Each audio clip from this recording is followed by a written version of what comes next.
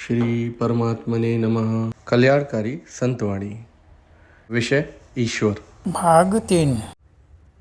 हमें भगवान की आवश्यकता क्यों है, इस पर विचार करें तो मालूम होता है कि हमारी कोई ऐसी आवश्यकता है जिसको हम ना तो अपने द्वारा पूरी कर सकते हैं और ना ही संसार के द्वारा ही पूरी कर सकते हैं।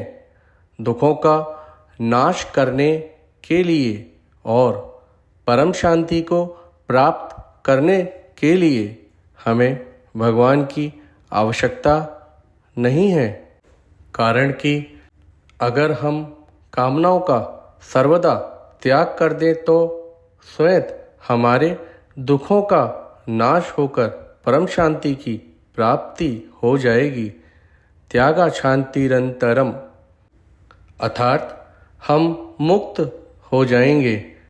हमें परम प्रेम की प्राप्ति के लिए ही भगवान की आवश्यकता है, क्योंकि हम भगवान के ही अंश हैं। तात्पर्य यह हुआ कि मुक्ति पाने के लिए ईश्वर की आवश्यकता नहीं, प्रयतु भक्ति पाने के लिए ईश्वर की आवश्यकता है। भगवान का तो बड़ा ही उदार एवं प्रेम भरा स्वभाव है कि वे जिस किसी को कुछ देते हैं उसको इस बात का पता ही नहीं लगने देते कि यह भगवान की दी हुई है, प्रयतु जिसको जो कुछ मिला है उसको वह अपनी और अपने लिए ही मान लेता है।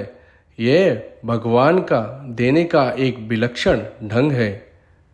भगवान में यह विशेषता है कि वे किसी पर शासन नहीं करते, किसी को अपना गुलाम नहीं बनाते, किसी को अपना चेला नहीं बनाते, प्रयतु हर एक को अपना मित्र बनाते हैं, अपने समान बनाते हैं।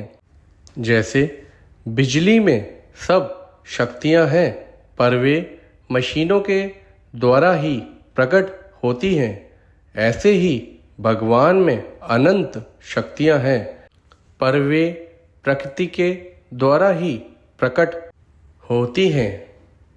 परमात्मा संपूर्ण शक्तियों, कलाओं, विद्याओं आदि के विलक्षण भंडार हैं। अगर परमात्मा में विशेषता ना होती तो वे संसार में कैसे आती। जो विशेषता बीज में होती है वही वृक्ष में भी आती है, जो विशेषता बीज में नहीं है वह वृक्ष में कैसे आएगी।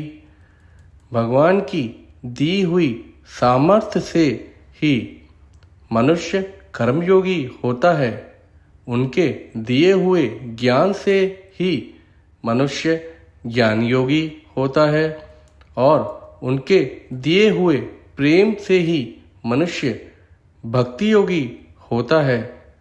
मनुष्य में जो भी विलक्षणता, विशेषता देखने में आती है वह सब की सब उन्हीं की दी हुई है।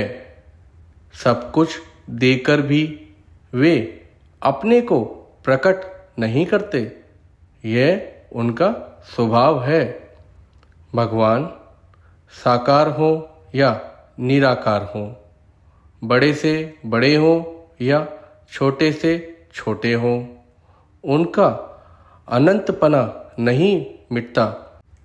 संपूर्ण सृष्टि उनसे ही उत्पन्न होती है, उनमें ही रहती है और उनमें ही लीन हो जाती है, पर वे वैसे के वैसे ही रहते हैं। भगवान के एक अंश में भी अनंतता है। जैसे स्याही में किस जगह कौन सी लिपि नहीं है, सोने में किस जगह कौन सा गहना नहीं है, ऐसे ही भगवान में क्या नहीं है, अर्थात भगवान में स्वाभाविक ही सब कुछ है।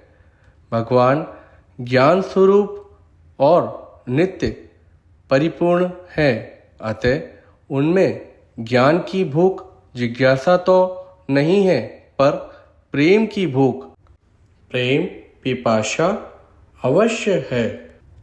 ब्रह्मा और ईश्वर दो नहीं है, प्रयतु एक ही हैं।